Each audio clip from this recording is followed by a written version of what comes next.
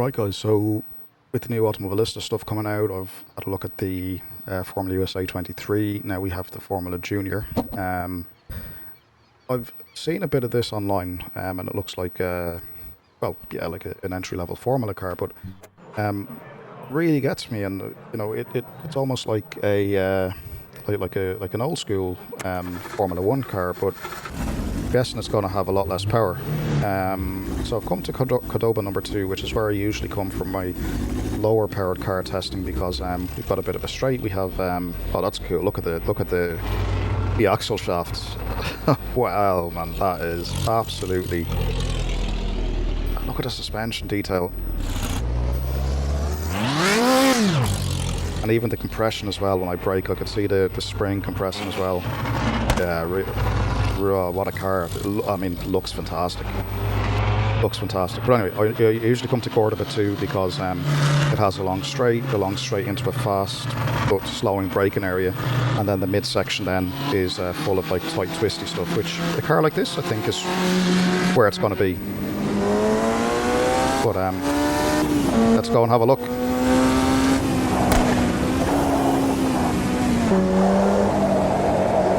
I'll take the first lap kind of relatively easy on the outlap just to kind of see what this is like. I love the backfires out of the back, man. What a what an experience.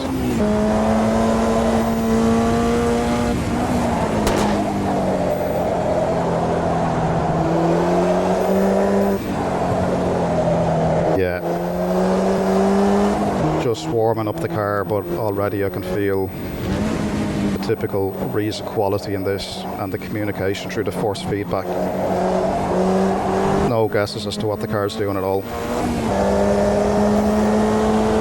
Alright, let's step on it a little and do like 1 or 2 hot laps, and let's kind of see what this car is all about.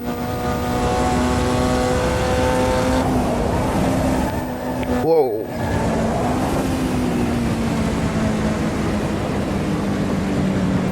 Note to self, it is not a GT3 car.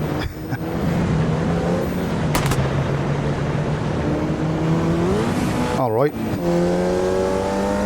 That was just me being well above the limit in the braking area. Let's drive it and see what this is all about. So the rear end is nice and lively, which you'd expect from something like this. Just looking at cars, we make conclusions, don't we, about how they should be driven, and this is no different. It looks like a little thing that wants to be absolutely annihilated in corners. So let's go and do that.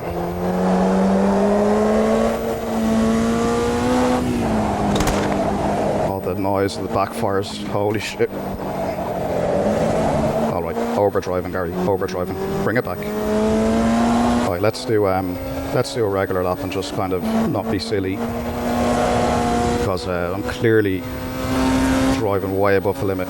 No brake bias, fine. Let's do a more sensible lap this time.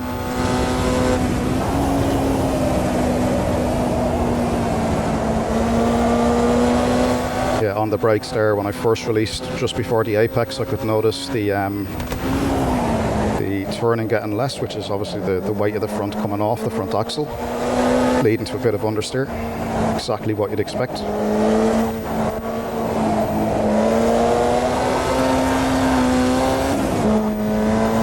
Yeah, it definitely...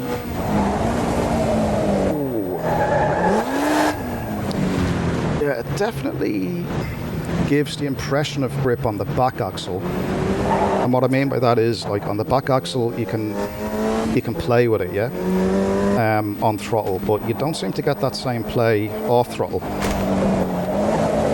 and it gives this kind of vagueness about what the car's going to do next. Now that isn't that's not a problem with the car as such. That's just that's more a problem, I think, with me, just kind of trying to figure out, like, I'm driving the bag out of this, so like, but what I'm going to do, I'm going to take it back a few tenths and just kind of let the car tell me what it likes to do, because what we've done up to now is me trying to force the issue. But what I'm going to do now is just let the car deliver the lap, and I'm just going to point it in the right direction with a little bit of pushing, but nothing too bad. Just going to let the car do what it wants to do, basically.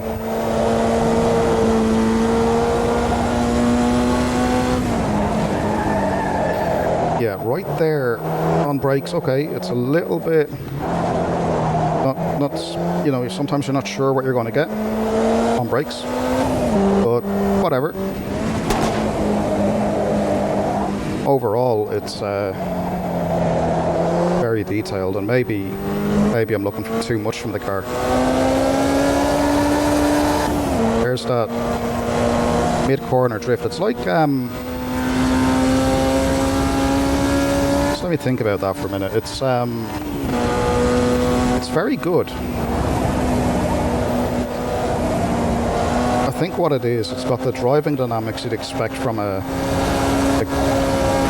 newer race car. But yeah, I think it's modelled on an older gen junior Formula.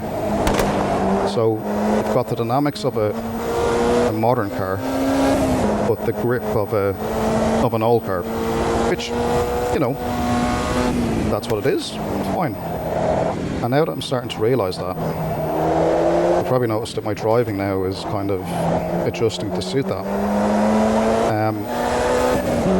So, if anything, it's a compliment to Risa that I've jumped into a car, I've been forced to think about what it is, what it's likely to do, and what it's actually telling me. And now I'm able to actually drive this thing properly, because I understand what it's all about. Now, to me, that's the holy grail of simulation, isn't it?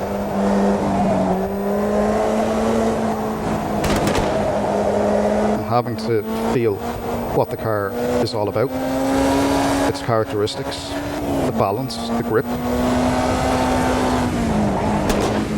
and then find that new limit as to how they've modelled this.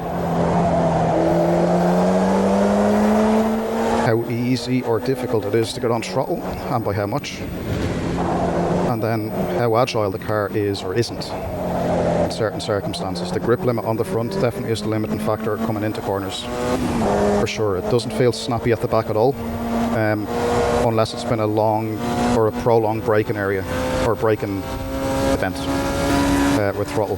But coming into turn 1 here, for example, like even on brakes, the car feels very safe on the front end. The back then just kind of kicks mid-corner with a bit of throttle applied. But yeah, it's not too bad. But yeah, I have to say, it's definitely a car that makes you want to think, and you can play with it as well, to a point, of course. But yeah, what a car! This is another one of those Risa specials. Great model, great sound, and you can see the suspension movement, the body, the chassis. But yeah, it does require a bit of thought. So like we started like the first couple of laps, me struggling, well not struggling, like overdriving it, let's be honest, right? And with that then we saw, with the overdriving, kind of, okay, what's the car doing? We're losing grip on the front, the car's sliding, it's out of control. And then it kind of forced me to think about, okay, what car we're driving, how a car like this ought to be driven. Just by applying common sense, right? Nothing too crazy. And you can see, like, yeah, you can play with it if you want, but it's not optimal. But the fact you can obviously opens the door that you want to. But then if you're racing it, there's well enough information in the force feedback, in what the car's doing dynamically, in the corner, the mid-corner, the entry, the exit, and it's all communicated really well. So if you're racing this car, it'll be no problem to you. Absolutely no problem at all. Yeah, we'll leave that one there, guys. Another cracker from Risa, the Formula Junior. I think these will be a hit online. I really do. I think what they've done again with a car like this. You know, I'm not sure. Like I haven't read the developer diaries or anything like that recently. I must admit, been busy like with renovations at home, and you know. But just jumping into AMS2 after being away from it for maybe 5 weeks or so. It feels like 5 weeks, maybe 6 weeks. To come back with the new cars like the FUSA 23, Formula Junior, and I noticed with other updates as well, like the Brazilian touring cars got the update, and they're on Hankook tires, I believe. So really cool to come back, see the new content, and try and figure out what and how the cars have been built from the ground up, particularly this one. The FUSA is really good, the new one, but this is a little junior Formula.